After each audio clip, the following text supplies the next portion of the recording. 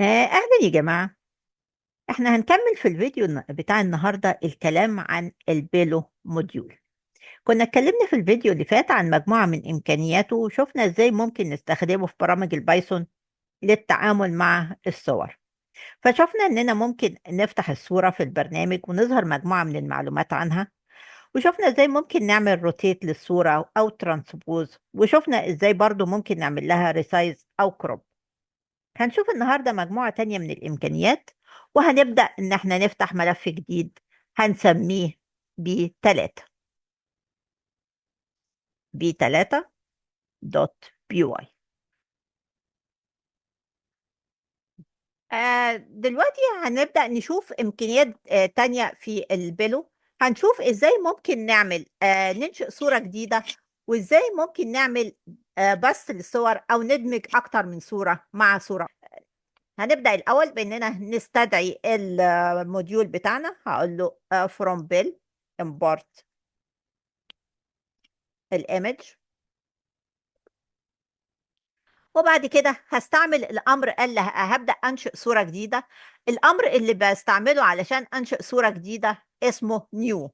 فهنا هقول له image dot new، أو دي الفانكشن اللي بستعملها علشان أنشئ صورة جديدة. النيو دي بتحتاج مني مجموعة من البارامترز عشان تنشئ لي صورة بالمواصفات اللي موجودة في البارامترز دي. فأول حاجة بتحتاج مني المود الcolor مود بتاع الصورة اللي أنا عايزاها، هل هي أبيض وأسود والّا هي ألوان والّا هي gray scale، بالطريقة اللي إحنا كنا اتكلمنا عليهم في color مود اللي شُفناها. فأنا هاقول له إن هي RGB بمعنى إن هي ألوان، فأقول له RGB. وبعد كده تاني حاجة بيسألني عن الsize أو الdimensions بتاعة الصورة دي، فأنا هاقول له هي تبقى 500 في 500. تالت حاجة بيسألني على اللون بتاع الصورة. لو أنا فأنا طالما إن أنا قُلت له RGB، فأنا محتاجة إن أنا أحدد له اللون بالطريقة بتاعة الRGB اللي هم ال3 ألوان الred والgreen والblue، أقول له رقم لكل واحد منهم. فأنا هنا هاقول له مثلًا say 100 و150 و250. يبقى ده اللي بيحدد لي الأرقام الأخيرة دي، هي اللي بتحدد لي اللون بتاع الRGB. هاجي كل ده أحطه في variable عندي، هاقول له image equal image، وبابدأ بعد كده أعمل show للimage.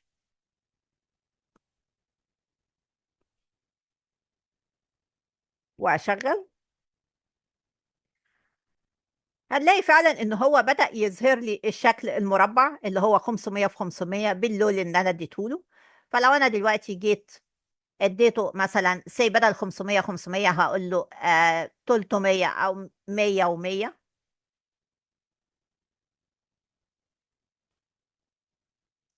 وهنا لو غيّرت في الألوان مثلًا بدل ما دي 100 أخلّيها دي 250. وأبدأ أعمل أش وأبدأ أعمل لها إظهار مرّة تانية. أقفل دي.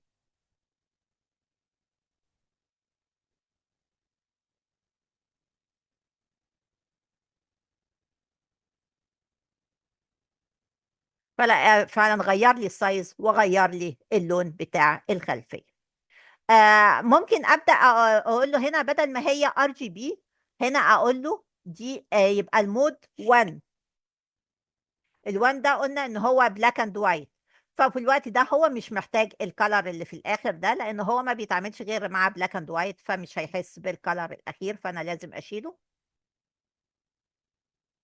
وأعمل show للصورة، ألاقيه فعلًا عمل لي المربع باللون الأسود. فكده قدرنا إن إحنا ننشئ فعلًا صورة جديدة بشكل وبمواصفات معيّنة إحنا بنحددها. دلوقتي هابدأ أشوف إمكانية تانية في البِلو، وهي إزاي ممكن أركّب صورتين على بعض. أنا علشان أركّب صورتين على بعض في البِلو، فأنا باحتاج باستعمل أمر اسمه bast. لازم الأول يكون عندي الصورتين أبدأ أفتحهم. فأنا هافتح أول صورة اللي هي الdogs بتاعتي الdogs اللي إحنا بنستعملها، وتاني صورة هنفتحها اللي هي هتكون الbackground اللي هي bg1.jpg. فانا هقول له دي بي جي ايكوال image.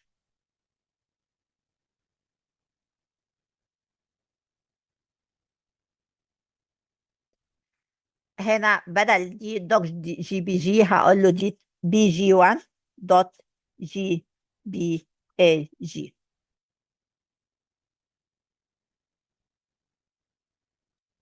يبقى دول الصورتين اللي انا هبدأ اتعامل معاهم. علشان عايزه اركب الصوره بتاعه الايمج او الدوجز على الصوره بتاعه الخلفيه اللي هي بي جي 1. علشان اقدر اعمل كده فانا محتاجه ان انا اعدل شويه في السايز بتاع الصوره بتاعه الدوجز عشان يبان تاثيرها، ما تبقاش لان هي كسايز اكبر من الصوره بتاعه الباك جراوند. فانا هصغر شويه الصوره بتاعه الدوجز. عشان اصغرها هقول يو سايز ايكوال سي 250. وبعد كده اعمل للايمج، هقول له image 1 equal image dot resize بالنيو سايز بتاعي اللي هو انا حطيته ان هو نيو سايز. يبقى كده المفروض ان انا عندي image 1 ده في ايه؟ في صورة الدوجز بعد ما انا صغرتها خليتها 250. يبقى انا عملت الخطوة دي طبعا خطوة مش اساسية، انا عملتها علشان الصورة بتاعت الدوجز حجمها كبير، فعلشان بصغرها واقدر اظهرها على الباك جراوند اللي هي صورة البي جي 1. ابدا دلوقتي بعد كده اركب الصورتين على بعض. فعلشان اركب الصورتين بستعمل امر البست. بس بستعمله ازاي؟ ابدا بالصوره اللي انا عايزه اعمل لها خلفيه، الصوره اللي انا عايزه اعمل لها خلفيه اللي هي بي جي، واقول له هنا دوت باست، واجي جوه الباست احط له اسم الصوره اللي هتتركب فوقيها اللي هو image 1. وبعد كده هقول له شو البي جي.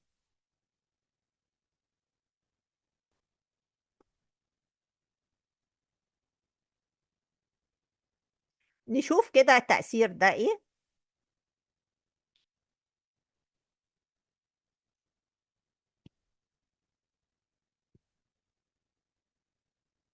فعلا بدأ يظهر لي الصورة اللي هي دي البي جي دي اللي هي الصورة بتاعت الخلفية، وحط لي عليها صورة الدوجز بالمنظر ده.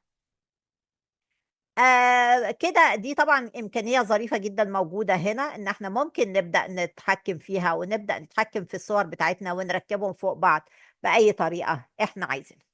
الحاجات اللي احنا برضو ممكن نبدأ نعملها مع البيلو ان احنا نبدأ نتعامل مع الايمج، نبدأ نضيف تكست ونبدأ نرسم خطوط او نرسم اشكال على اي صورة موجودة عندنا.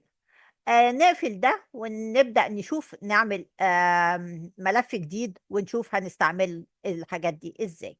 هنا هقول له ده b4.py. هنا هابدأ أستعمل، أنا باقول هنا إن أنا هابدأ أنشئ text على صور عندي أو أرسم line أو أرسم مربع أو أرسم أي شكل على صورة already موجودة عندي. فأنا هو دلوقتي علشان يبدأ يعمل الحاجات دي هو محتاج modules تانية من الmodules بتاعة البيلو. مش هيبقى كفاية عليه الموديولز بتاعة الإيمج اللي احنا بنستعملها قبل كده، لا هو هيستعمل مجموعة تانية من الموديولز، ومن أهمها موديولز اسمه الماس ده بنستعمله علشان يقدر يعمل لنا الحسابات بتاعة الدراوينج. وفي عندنا الايمج ده اللي هو اوريدي استعملناه قبل كده، وفي هنستعمل حاجة اسمها ايمج فونت وحاجة اسمها ايمج درو. نبدأ الأول إن احنا نستدعي الصورة اللي احنا هنرسم عليها. ناخد هنا أي صورة، وليكن ناخد بتاعة الdogs. هنا أخدنا صورة الdogs. هنبدأ نشوف إزاي ممكن نكتب text على الصورة دي. أنا علشان أبدأ أكتب text على أي صورة، فأول حاجة أنا محتاجاها إن أنا الصورة دي أبدأ أحولها لحاجة editable، تبقى الصورة دي editable بالنسبة لي. فعلشان ابدا الصوره دي تبقى اديتبل وتبدا تقبل مني اي حاجه انا هعملها، فانا محتاجه ان انا استعمل حاجه اسمها الايمج درو او فانكشن اسمها الايمج درو. موجوده هنا ايمج درو دوت درو، وهنا اقول له اسم الصوره اللي انا عايزه اعمل لها ان انا عايزه احولها لاديتابل، اللي هي المفروض اسمها ايمج، وده كله هحطه في ايمج 1. يبقى انا عندي دلوقتي ايمج 1 ده فاريبل بقى فيه الصوره الاصليه بتاعتي اللي هي دوجز، بس بشكل مش بالشكل بقى الطبيعي، مش بالشكل الراستر بتاعها او بالشكل الطبيعي بتاعها، لا بشكل اديتابل، بحيث ان انا دي حاجه داخليه هو هيبدا يتعامل معاها داخل البرنامج، اقدر اعمل عليها تعديل او اقدر ارسم عليها حاجه او اقدر اكتب عليها حاجه.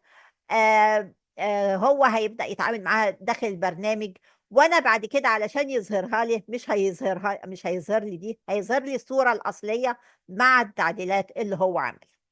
فهو دلوقتي عنده ايمج 1 ده هو الاصدار الايديتابل بتاع الايمج.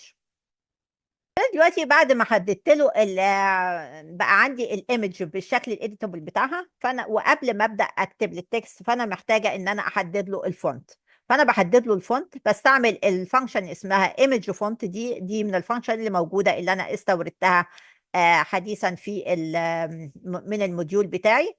وبقول له هنا اسم الفونت والسايز بتاعه، اسم الفونت اريال والسايز بتاعه 200. ابدا دلوقتي استعمل الامر بتاع التكست او الفانكشن بتاع التكست اللي هتكتب لي تكست عندي. هبدا اشوف اقول له image 1 اللي هو الاصدار الايديتابل بتاع الايمج، image 1 دوت image 1 دوت تكست، واكتب له وابدا هنا ادخل له البارامترز اللي التكست محتاجاه. علشان اكتب التكست فانا محتاجه اول حاجه ان انا اقول له البوزيشن او الموقع اللي انا هحط له ان انا هحط عليه التكست. فهنا مثلا هقول له 500 و500. وبعد كده بعد الموقع فانا محتاجه اقول له ايه هو التكست اللي انا هكتبه، وليكن آه they are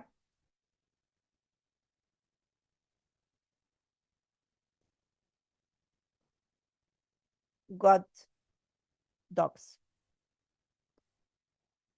وبعد كده اقول له اللون بتاع التكست بتاعي، وبرضه هحدده له بالار جي بي، وليكن مثلا 100 و200 و250. وبعد كده الفونت هقول له فونت، هو هياخد الفونت من الفاريبل اللي انا معرفه له هنا. يبقى هو كده هيكتب لي التكست اللي انا حددته له ده في المكان ده وبالسايز ده وباللون ده وبالفونت ده. هيكتبه لي على الايمج 1 اللي هي المفروض صورة اديتابل من الايمج اللي هي الدوكس. دلوقتي انا بعد ما كتبت التكست بالشكل اللي انا عايزاه بالمواصفات اللي انا عايزاه، فهبدأ اقول له ايمج شو.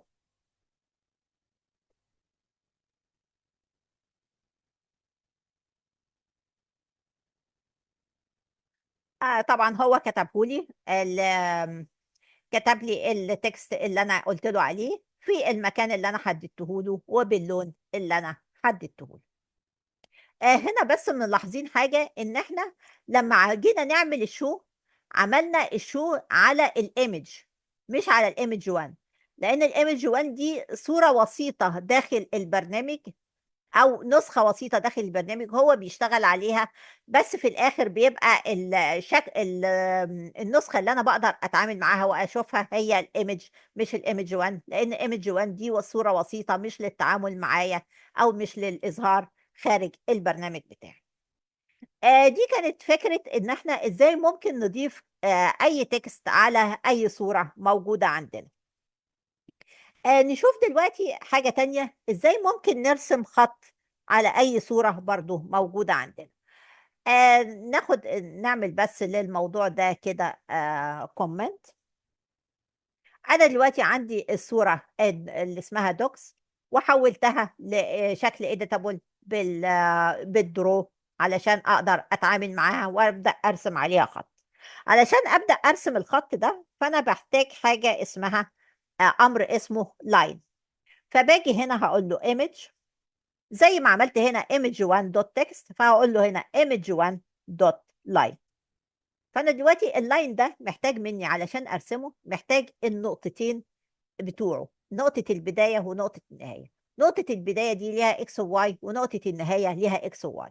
فأنا الأول علشان أحدد له النقط دي فبحددها له في حاجة اسمها ديكشنري، اللي هي من حاجة زي الليست بتاعة البايثون.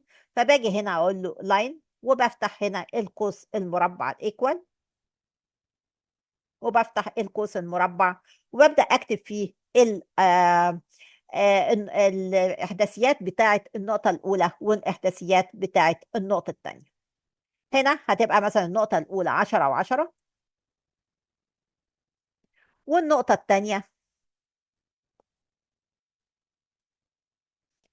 مثلا 3000 أو مثلا نقول 2000 و2000.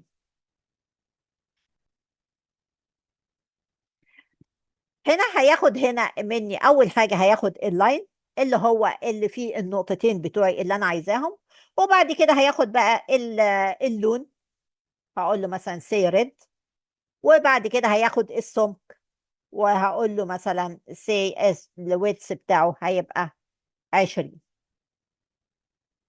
يبقى هو كده هيرسم لي لاين بالمواصفات دي اللي هو ما بين النقطة 10 و10 للنقطة 2000 و2000 بلون ريد وبسمك 20.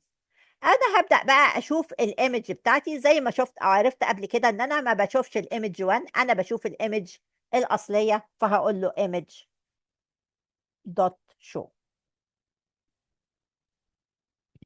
اشوف اجرب واشوف هيعمل ايه.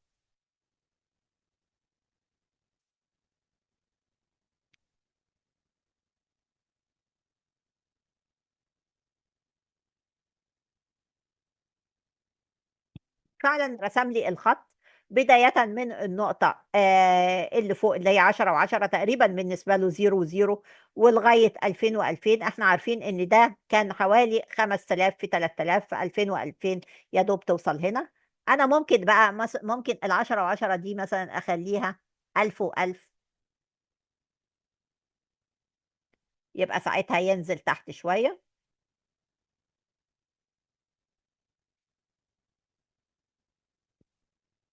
يبقى ساعتها الخط نزل تحت شوية. يبقى أنا قدرت ممكن أتحكم في البداية والنهاية بتاعة الخط، وطبعا من الريد وال20 دول ممكن أتحكم في اللون والويتس بتاع الخط. كده نبدأ نشوف حاجة تانية نعمل لدول كومنت ونشوف إزاي ممكن نرسم شكل وليكن مستطيل على نفس الخط بتاعنا، على نفس الصورة بتاعتنا. احنا النقطتين اللي احنا حطيناهم دول، انا لما قلت له لاين هو اعتبر ان النقطتين دول هما بداية ونهاية اللاين. لكن انا ممكن اجي اقول له ريكتانجل، اعمل لي ايمج 1 ريكتانجل. يبقى دي بدل ما هي لاين هقول له ريكتانجل بنفس النقطتين اللي هما ال 1000 و1000 وال 2000 و2000 دول. ليه بقى؟ لان هو هنا لما انا بقول له ريكتانجل مش هيبقى بالنسبه له دول التوب والبوتون، النقط التوب والبوتون بتوع اي شكل بتوع الشكل عندي. فانا زي مثلا لما انا كنت بقول له هنا، يبقى بالنسبة له النقطة دي هي 1000 و1000 والنقطة دي هي 2000 و2000. فيبقى هو كده عارف، لأنه هو شيء، لأنه هو عارف إن هو هيرسم ريكتانجولار، فهو عارف إن النقطتين اللي أنا هديهم له دول هما الراس اللي فوق والراس اللي تحت، التوب ليفت هيد والرايت بوتوم هيد.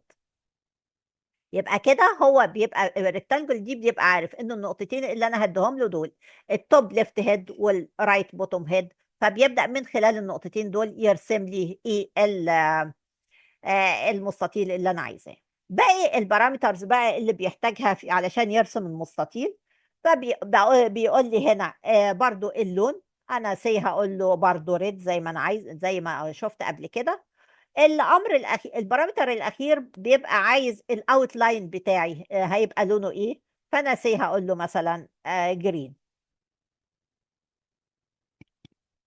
وابدا اقول له ايمج 1. ابدا برضو مش ايمج 1، هبدا اقول له ايمج اللي هي الصوره الاصليه بتاعتي دوت شو، واشوف. لقيت فعلا ان هو رسم لي المربع اللي لونه احمر بالابعاد اللي هو 1000 تقريبا 1000 في 1000، يعني لانه هو من النقطه 1000 و1000 للنقطه 2000 و2000.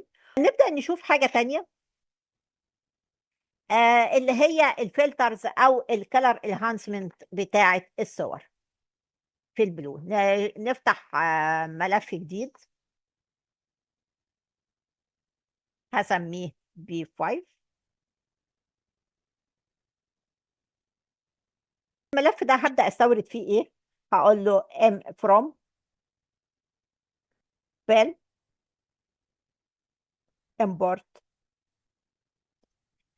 ايمج، وحاجه اسمها ايمج انهانس.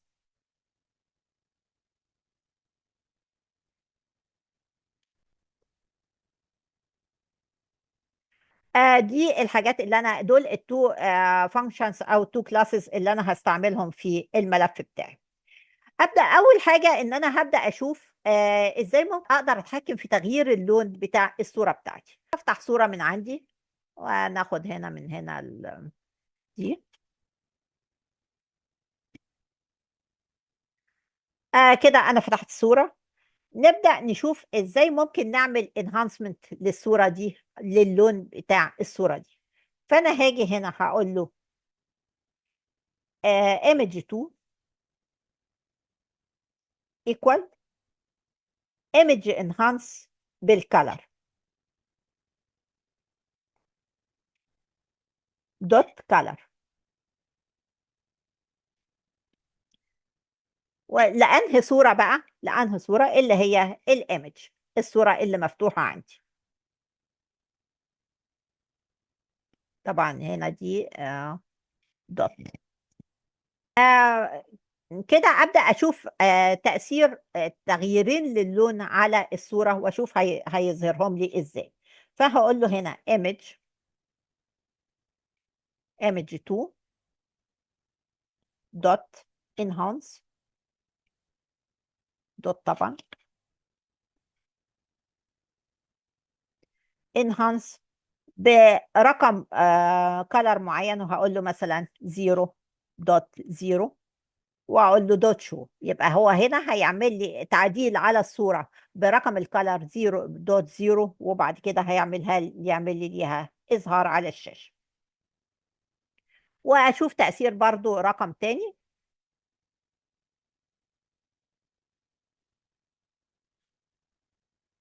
وليكن 5.0، وشوف تاثيره هيبقى ايه. نشغل ونشوف.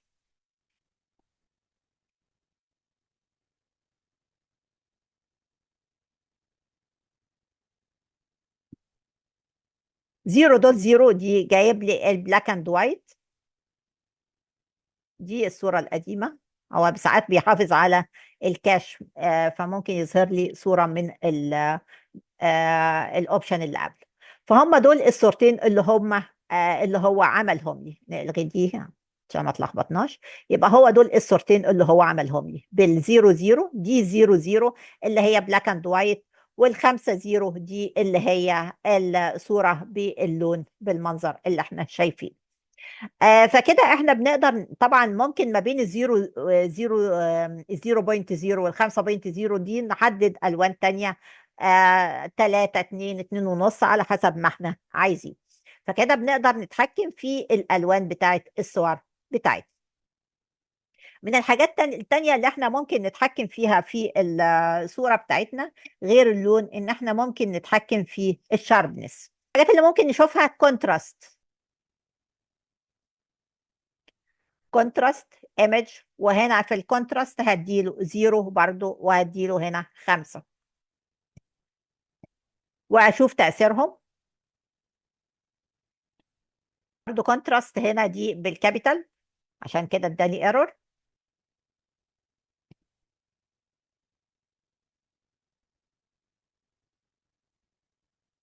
الزيرو ادتني صورة جراي سكيل مفيش فيها حاجة خالص. والخمسة ادتني الصورة باللون الحاد بالفظيع اللي احنا شايفينه ده. وطبعا ما بين الزيرو والخمسة انا ممكن اعمل برضو تأثيرات مختلفة. الحاجات اللي ممكن نشوفها برضو، نشوف البرايتنس برضو بالكابيتال. ومع البرايتنس برضو نشوف الارقام من 0 ل 5، نشوف هيبقى شكلها ايه. نشوف واحدة واحدة علشان ما نتلخبطش. نشوف، يبقى دي اللي هتظهر لي دلوقتي هي الزيرو. الزيرو اظهرت لي الصورة بلاك تماما، والخمسة اظهرتها لي بهتانة او بيضة تماما. يبقى واحدة تقريبا سودة وواحدة تقريبا بيضة. ده من شدة الإضاءة اللي نازلة على الصورة. يبقى هي زيرو ما كانش فيه إضاءة خالص فكانت الصورة سودة، وخمسة الإضاءة عالية جدا فبقت الصورة بالشكل اللي احنا شايفينه. فكده دي الطرق اللي احنا ممكن نتحكم فيها في الصور بالفلترز اللي موجودة في الصور، سواء عن طريق البرايتنس او الكونتراست او الكالرز بتاعت الصور.